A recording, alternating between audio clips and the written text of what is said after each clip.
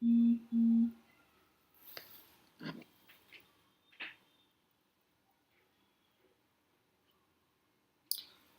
and welcome everyone.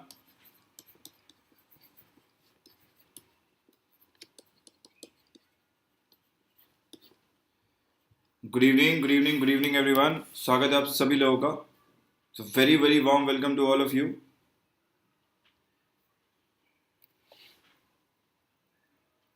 Good evening Ashneet. Good evening Rahul. Good evening Satya. So very warm welcome to all of you on our channel Gradeup IAS as well as the platform itself. My name is Naman Jain and today, right, I welcome all of you to the second session of our RSTV special, right, where we basically discuss important articles that have been covered under RSTV debates. Good evening Ashneet. No voice sir, please एक बार आप on कर लीजिए. There's a unmute button, right? Just click on it on your screen. From my end, I think everyone can hear me. Yes or no? Can you guys hear me loud and clear? Sir, please एक बार आप on कर लीजिए. जी. Yes, I can hear myself. Chal. So let's start with our topic for today. Now, what is the preface of the topic, sir? कहाँ से context है, right? From where does the context of this topic begins? Gilgit-Baltistan region, right? Now we know Gilgit-Baltistan region is an integral part of India because at some point or the other, Gilgit-Baltistan was basically a part of the Kashmiri Riyasat, right? Before independence. But under 1947 war that took place where Pakistan, right, tribal population from Pakistan entered into the Kashmir region, they captured this region of Gilgit-Baltistan, right, and very recently Pakistan has decided to elevate the status of Gilgit-Baltistan region to that of a full-fledged province in itself. Now, India has slammed Pakistan for its attempt to accord provincial Gilgit-Baltistan, saying that it is intended to camouflage the illegal occupation of the region by Islamabad. Right? So, kya kiya? What did Pakistan do? Pakistan has basically said that this is an integral part of our country, Pakistan, and it has declared Gilgit-Baltistan as a province, and India has said that this is intended to camouflage the illegal occupation of our territory by Islamabad. So Ministry of External Affairs said that India is going to oppose this very firmly, right? And all these attempts that are being made by Pakistan to bring material changes to a part of Indian territory under Islamabad's illegal and forcible occupation, right, they will be countered. It has asked the neighboring country to immediately vacate these areas also, right? Now, Gilgit-Baltistan, it remains one of the disputed territories of India. And it is an illegally occupied Indian territory as it was part of the erstwhile, right?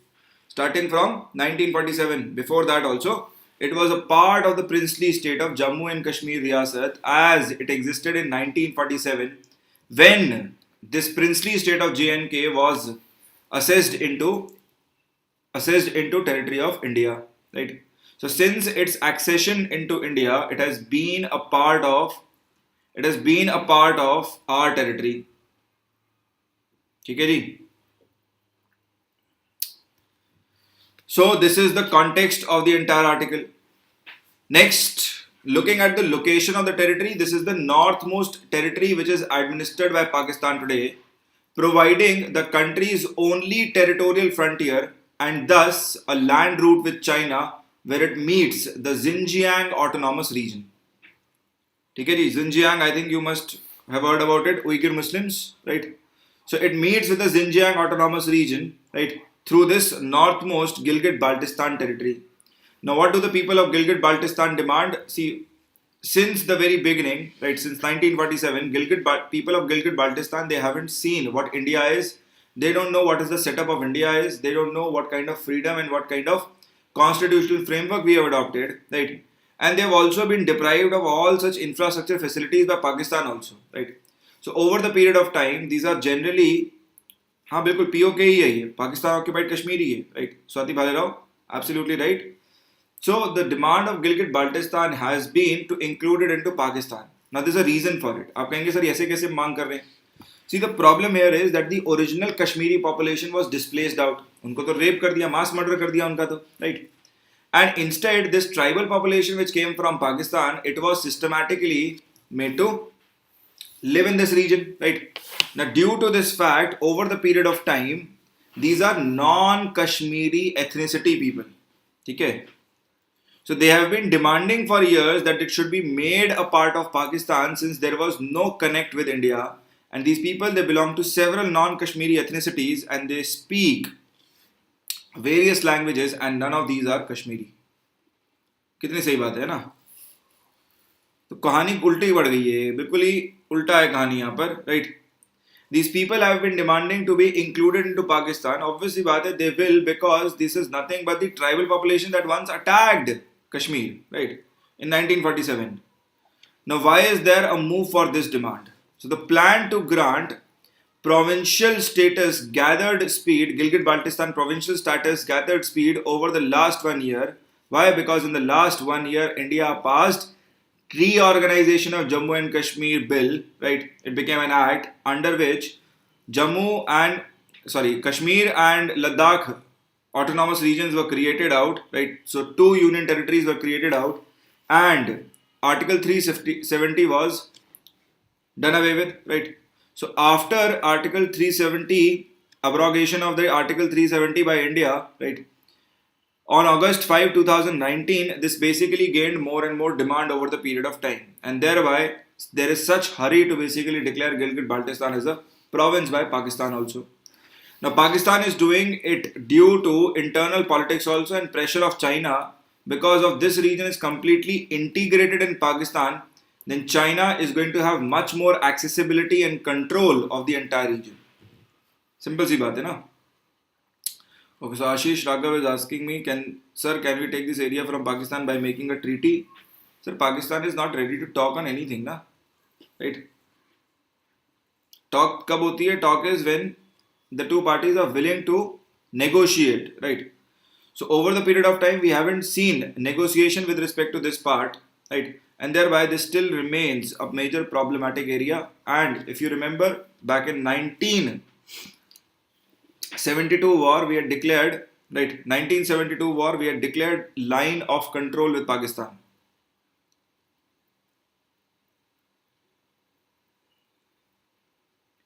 Okay, sir, UN Charter says that Pakistan needs to leave POK, then how it can do that? So, बात वहाँ नहीं है ना, it is not just one-sided thing. So, because UN Charter says a lot of things regarding India also, demilitarization of the entire area of Kashmir, right? And Pakistan basically leaving up the POK territory, right? Demilitarization from Pakistan side also. So, demilitarization of LOC border is required by both the parties, which has never taken place. And that is why, sir, plebiscite never took place. वो भी कहानी है ना? So I hope you understand, Ashneet. So in the 1960s, Pakistan has already handed over a part of Gilgit-Baltistan region to China, which is now known as Shaksham Valley. Shaksham Valley, right? And in the Shaksham Valley, CPEC, China-Pakistan Economic Corridor, has been built, which is part of Chinese ambitious BRI project, which passes through this region. China is trying to have control of the Arabian Sea, right? थोड़ा सा जो है problematic है हमारे लिए. Why? Because China has now started to build the CPEC corridor in this, right? Now this is basically your Karakoram Pass. Karakoram के बीच में ये पूरा का पूरा हाईवे स्ट्रेच तैयार किया गया है, right? The CPEC. Yes, that is absolutely illegal, but this is what India has been demanding also, right? This is what India has been demanding, okay? But again, there are no permanent rules and regulations in international politics, na, right? So what is India's stand on this issue? So India has held that the government of Pakistan or its judiciary has no locus standi on territories illegally and forcibly occupied by it, which means your political setup shall not apply to Gilgit and Baltistan, and your judicial system is also not going to apply on Gilgit-Baltistan region. And India completely rejects such actions and continued attempts to bring material changes in Pakistan occupied areas of Indian territory of Jammu and Kashmir.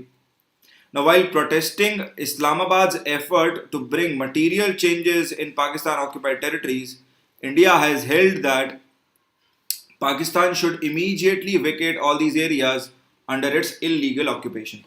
So India has strongly registered a complaint against this, and definitely you will find at the UN also this will be discussed, right, in the coming years. So importance of this region for India. So from strategic point, apart from its mountain, glaciers and green plains, this region has significance due to its strategic points. Now, Gilgit-Baltistan is basically home to some of the world's most important and continuous strategic points, which are capable of creating unremitting embroilments and fracasses. Right. Now, leading the war, so Gilgit-Baltistan geostrategic importance is multifolded in case of two-front war against India to become the most critical point of war, capable of drastically affecting and determining the outcome also. Which means in case there is war from eastern and western front both, right, from Pakistan and China both, then Gilgit-Baltistan is going to be the major critical point in controlling the war situation. So वो भी एक fact है, right? With respect to warfare, high altitude points, they are still tremendously important. In fact, we have seen this very summer, right? If China intervened किया था हमारे border में, we have seen this, that China was trying to control the higher points, right? So high altitude points are still tremendously important aspects of warfare, which can prove to be, if accessed properly, big game changers in times of war.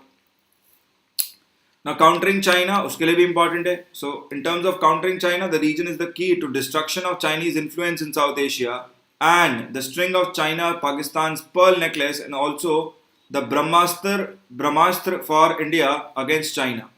So, India controlling Gilgit-Baltistan can turn out to be the worst nightmare for China and eventually for Pakistan also, right? Higher strategic points, and you can literally control the entire Karakoram range from here, right? So economic significance bhi hai. So the economic significance of Gilgit-Baltistan is also embedded in its vast hydroelectric potential, and it is home to Indus and its 6 tributaries, hundreds of glaciers and lakes including world's second and third longest glaciers outside of polar regions are found in here, and the rich water resource region has the potential of generating 40,000 megawatt of hydroelectricity. 40,000 megawatt electricity generate हो सकती है, right? Now the economic epicenter of trade also. So this is gateway to Afghanistan, this is gateway to Tajikistan, which means you can basically enter into Central Asia from here, and the rest of Central and West Asia. The region of Gilgit-Baltistan is potential economic epicenter of trade. Historically तो रहा ही है, right? It has remained the epicenter for trade, right? Next आता है इसमें conclusion. So Pakistan is changing the demography of this region, so it is strategically placing population groups here, right? And is changing the demography of the region, which is clearly against the resolution that Ashneet was talking about, right? बिल्कुल वही बात conclusion में हमें लिखनी है, that it is specifically against the UN resolution, which is evident from the fact that during 1950s, Shia population in the region was about 80%, which is now around 30%. And this clearly shows Pakistan atrocities in the region.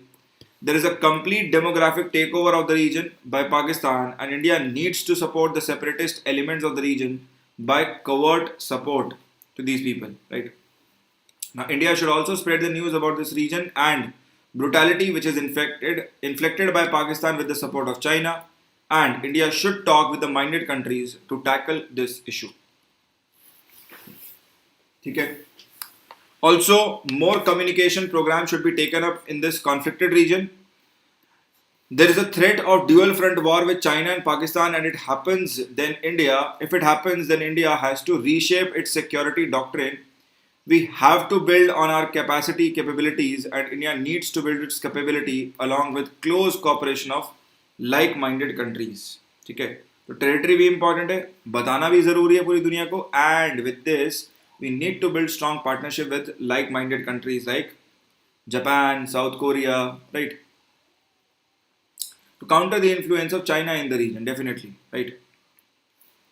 चलिए, तो इतना ही था आज के हमारे RSTV Debate Special में. पर जाते जाते, let me just tell you about the Gradeup IAS program that we have brought in for you guys. So to help you in your IAS preparation, Gradeup Super brings to you IAS 2021 comprehensive course for GS pre-com mains. and the course is available in both the languages, Hindi as well as in English, right? In case you have any doubt regarding the course, you can call up on this number 96500529004. So you can call up on this number.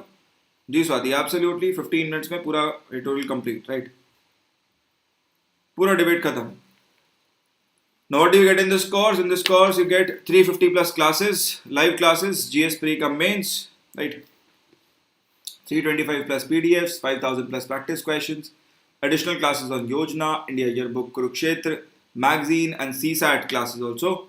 Then you have 30 mock tests for pre, comprising of 20 sectional and 10 full length tests, and 12 GS tests for mains, comprising of 2 essay tests and 7 previous year papers, right? So overall, this is a very good deal. You get basically everything under one thing, right? So you just have to pay once for the subscription, right? So we have 11 plus structured live courses and 60 mock tests for CSE and EPFO category, right? So you get all these 3 courses bundled into one, right? So you can watch up live classes accordingly. Meet our star faculty. We have Harshmeet Singh sir. He's polity expert for CSE, and he has given CSE interview back in 2014 and 15. Then we have Abhishek Rathore sir, history expert, and he's appeared for CSE interview back in 2013, right? Then we have Kumar Prateek, economics and CA expert, appeared for CSE interview back in 13, 14 and 17, right? Then we have Rohan Tyagi sir, geography and ecology expert, appeared for CSE interview back in 2017. Then this is me, Naman Jain, economics expert, appeared for CSE interview back in 2015 and 16. This is Vasu Katara sir, ethics and internal security expert, appeared for CSE interview back in 2017. B. Teja Sai sir, science and tech expert, appeared for UPSC CSE mains 16, 17, 18 and 19. Then we have Himani Suni ma'am, NCRT expert, appeared for UPSC CSE mains 2018 and 19. Finally, we have Shailendra sir, NCRT expert, appeared for UPSC CSE mains 15, 16 and 18. So these are the star faculty that we have. Also coming to the amount for the subscription. So 6 months of subscription is worth 15,000, which will come down to per month cost of 22,500 rupees.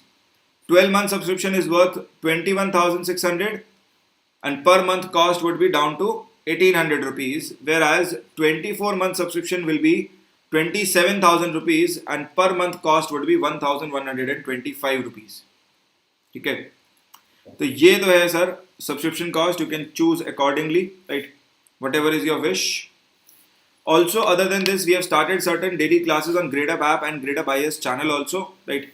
So please don't forget to subscribe to the Gradeup IAS channel and like and share our videos also, right? Share it with your friends. So we have magazine based interactive quizzes for you daily at 10 a.m. daily editorial analysis at 12 p.m. Then we have Lakshya EPFO classes daily at 5 p.m. Special 5 series where we cover A to Z of every topic every week at 7 p.m. We have GS for IAS Ranker series at 8 p.m. Daily current affairs daily at 9 p.m. Right. Other than this, since yesterday we have started a class on 6 p.m. right, on RSTV debates. So you attend this with me regularly, right? ठीक है जी. तो 6 बजे RSTV debate लेके मैं आऊँगा, नमन जैन, आपके लिए.